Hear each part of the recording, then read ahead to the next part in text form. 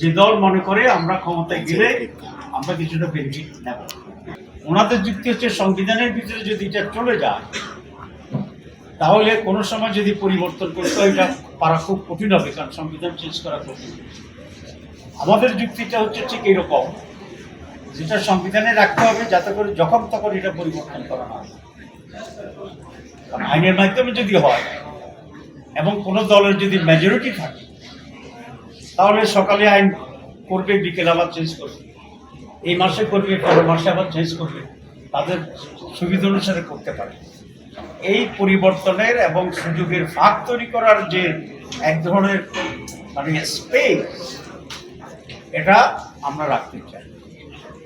আমরা চাই জুলাই বিপ্লবের যে চেতনা, ৫৪ বছর এই দেশের মানুষের যে অভিজ্ঞতা, ন্যায্যতার যে অনুপস্থিতি, মেরিটের যে অবমূল্যায়ন এবং নিরপেক্ষতার যে দুর্ভিক্ষ, এই সবটাকে মিলে আমরা মনে করি যে কোনোভাবে পিএসসি এই বিধানটি সংবিধানের ভিতরে বাইরে রাখার কোনো সুযোগ নেই। আইনগত কোনো ভিত্তি এই মিটিং আছে কিনা, পার্লামেন্ট আছে কিনা, এটাতে আছে কিনা এটা যায় না। তবে হাউসটা কিছুটা প্রাণবন্ত হচ্ছে, উই আর এনজয়িং ইট। আসলে আমাদের প্রস্তাবটা কি ছিল? কমিশন প্রস্তাবটা ছিল এই কয়েকটি সাংবিধানিক কমিটি আগে থেকেই স্বাধীন ছিল, এখানে সরকারের হস্তক্ষেপ করার কোনো আইনগত সিস্টেম ছিল।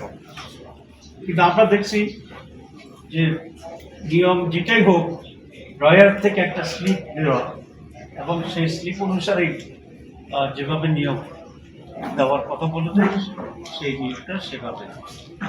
আপনারা জানেন যে অনেক ব্রিলিয়েন্ট ছেলেরা রাজনীতির কারণে চাকরি করে, অনেক ব্রিলিয়েন্ট লোকেরা রাজনীতির কারণে চাকরি হারিয়ে, এবং এটার জন্য সবচেয়ে বেশি সাফার করেছে রাষ্ট্র।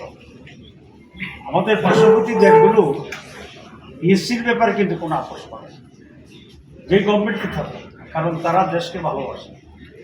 দেশে যদি যোগ্য লোকেরা যদি সেখানে না থাকে প্রশাসনে, তাহলে দেশটা দুর্বল হয়ে যায়।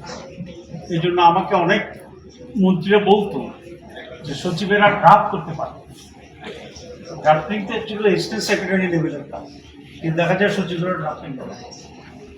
অনেক সচিব আছেন যারা ইংরেজিতে ড্রাফট করে। এই যে বিশাল একটা অধপতন আমাদের রাষ্ট্রের, এবং বিদেশি গিয়ে নেগোসিয়েট করতে পারে না, কারণ ইংরেজি অনেক সময় অ্যাকসেন্ট, এটা ট্রু, এটা বাস্তব। সেই জন্য আমরা বলেছি যে পিএসসি সাংবিধানিক একটা কমিটি থাকবে, এখানে কোনো দলের, কোনো মন্ত্রীর, কোনো প্রধানমন্ত্রীর হস্তক্ষেপ এখানে থাকতে পারবে না। এটার বিরোধিতা করার তো আমি কোনো কারণ দেখছি। আপনি কেন বিরোধিতা করবেন? তাহলে আপনার হস্তক্ষেপ চাপেন। আপনি কেন বিরোধিতা করবেন? তাহলে আপনার দলীয় প্রধান চাপবেন। একটি দলের জন্য এটা সমস্যা হতে পারে। যে দল মনে করে আমরা ক্ষমতায় গেলে আমরা কিছুটা বেনিফিট নেব, আর যদি মনে করে যে না আমরা কোনো অবৈধ বেনিফিট নেব না, তাহলে এখানে মেরিটের বেসিসে নিরপেক্ষভাবে আমাদের দেশের যারা উচ্চ প্রশাসনে আছেন তাদের নিয়োগ হবে, এত তো আপত্তি কোনো কারণ। আমি বলেছি বয়কটের, তাহলে এই হাউসকে কনভিন্স করতে হবে যে নিরপেক্ষ, হস্তক্ষেপহীন, মেরিট ওয়াইজ একটি রিক্রুটমেন্ট যদি হয় তাহলে দেশের কি কি অসুবিধা আছে এটা আমাদেরকে কনভিন্স করতে হবে। আমরা যদি মনে করি দেশের খুব অসুবিধা হয়ে যাবে, অবশ্যই সেটা আমরা করব।